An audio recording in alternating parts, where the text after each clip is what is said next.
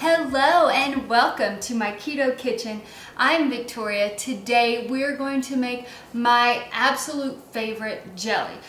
If you can't tell, I do love jellies. I have made several jellies on my channel: strawberry, grape, and now blackberry jelly. It brings back precious old memories. My grandmother would take me and some of my sisters and we would go pick blackberries, and she would bring us back to her house and she would make blackberry jelly.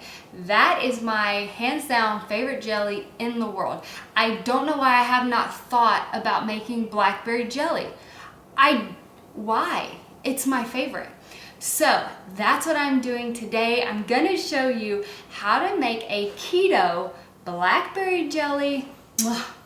Delicious jelly. Let's get started. So you need a pot, and I have a burner, and our first ingredient is water. 1 cup of water. We need to get this water to a boil. So I'm gonna turn it up more than halfway, about 3/4 of the way. And the next ingredient is 1 tablespoon of lemon juice. I want to get the liquids in here first. Now I'm gonna take a whisk. I've got it whisked, it's dissolved. Now I just want to get this to a boil, or at least get the water hot before I add the allulose to the water. Okay, the water is hot now, so I am going to add 2/3 of a cup of allulose, and I'm going to whisk it up until it's fully dissolved and I don't see any more lumps or anything like that.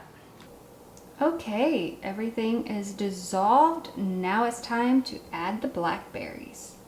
Okay, now the most delicious ingredient in this jelly is of course the blackberries. Now, this is 12 ounces of blackberries. This is 2 containers of 6 ounces worth of blackberries. So this is 12 ounces of blackberries. I'm going to pour it carefully into the hot liquid.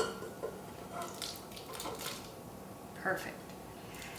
Now, I have to get this to a boil, and it has to boil for 10 minutes.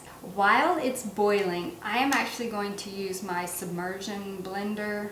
Is that what this is called? I forgot for the moment.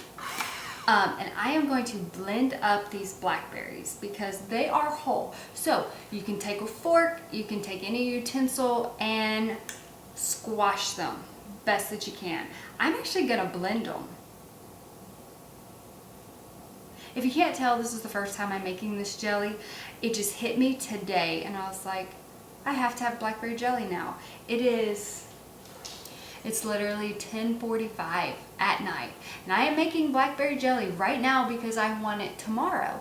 And so if I'm gonna make it, I wanna film it. So I'm pretty hands down positive this is gonna be delicious. If it's not, the video won't get posted. But if you see this video, it is fantastic. So I'm going to blend this up. Okay, so I just used the immersion blender and I blended it really well. Now, it is just now getting to where it will boil for me. So I'm going to set a 10-minute timer because I need this to boil for 10 minutes. Allulose does a very good job, like sugar does.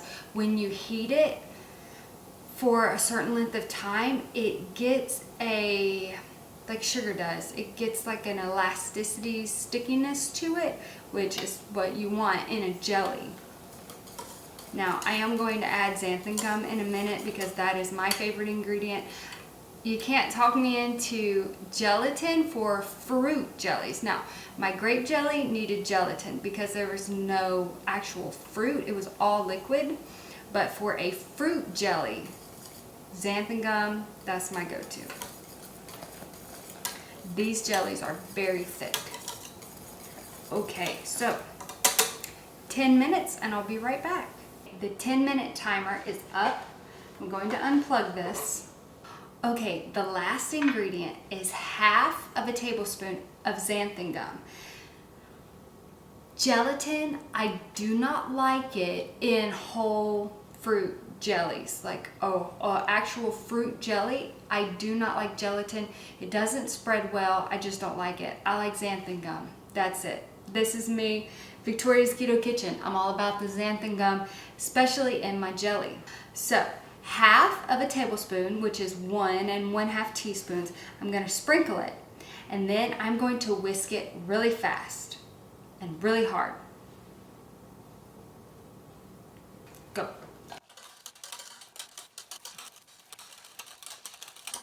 Done. Okay. I have to try it. Okay, I know it's hot. It's very hot. This thing's on fire. I have to blow it.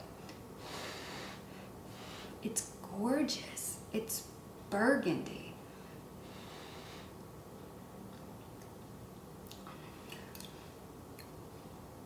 Oh my goodness, I am walking through the woods with my grandmother picking blackberries right now. I know what I'm having for breakfast, lunch, and dinner tomorrow. This is so good. So, in this entire amount of blackberry jelly, there is 33 grams. Okay, so this will make more than 33 blackberry and peanut butter and jelly sandwiches. How do you say that? So, this will make more than 33. So, in ounces, I don't know how much this is. Let's see. Let's see what we get. Number 1. That is 8 ounces. Okay. This one is another 8 ounces. So we have 2 cups, 33 carbs. Calculator. I know, I might as well give this to you verbally because there's a lot of math that goes on around here. So I'm gonna do some math really quick. So we have 33 carbs and we have 16 ounces of jelly here. So each ounce is 2 carbs. So there are 2 tablespoons in 1 ounce, which means each tablespoon is 1 carb. There we go, there's the math. For this jelly recipe, 1 carb per tablespoon-ish. It's like 1.0. Now, I got this cute container in Texas, so I'm sorry, I do not have a link for it. It's a mason jar that's been like painted or something. It's beautiful. I'm gonna use this for my blackberry jelly. It is already solidifying into a jelly. Do you see that?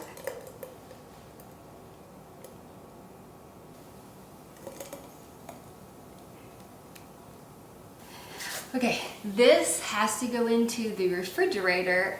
I've tasted it. I know it's delicious. This is going to spread so beautifully.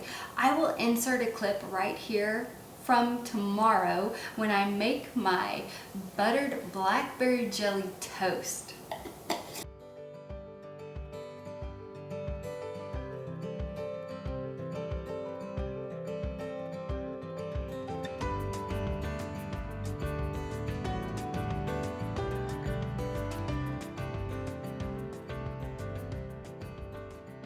I hope you enjoyed this video. If you make this blackberry jelly, please let us know what you think about it.